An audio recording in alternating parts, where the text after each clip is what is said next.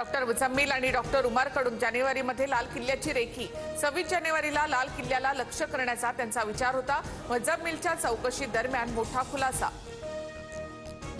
दिल्लीमध्ये स्फोट प्रकरणाचा तपास एनआयएकडे। एनआयएकडनं 10 जणांचं पथक स्थापन। मराठमोळे अधिकारी विजय साखरेंच्या नेतृत्वात तपास होणार। मुंब्र्यानंतर कुर्ल्यातही एटीएसची कारवाई। मुंब्र्यातून ताब्यामध्ये घेतलेल्या इब्राहिम आवादीचं कुर्ला करेक्शन समोर। कुर्ल्यामध्ये इब्राहिमची पहिली पत्नी आणि मुलांची चौकशी। दिल्ली ब्लास्ट प्रकरणात जम्मू काश्मीरमध्ये छापेमारी। शोपियामधील जमाते इस्लामवर पोलिसांचा छापा।